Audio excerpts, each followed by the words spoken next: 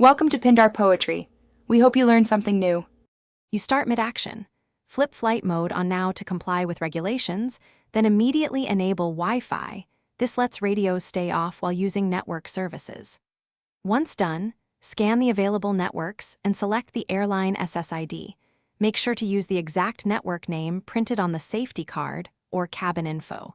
You do this because flight mode disables cellular radios but still permits Wi-Fi. That separation is essential for compliance and to access the aircraft's onboard internet service. Next, open your browser or the airline's app. This triggers the captive portal. You will be asked to accept terms, enter a voucher code, seat number, or purchase a plan. Follow prompts carefully so authorization completes. Once authenticated, select the right service tier, free messaging, basic browsing, or streaming, because each tier sets bandwidth limits.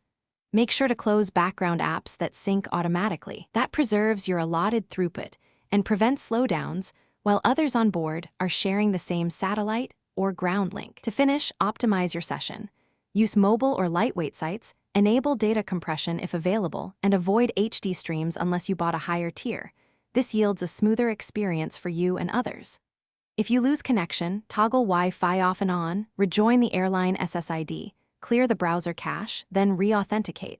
These steps refresh the captive portal handshake.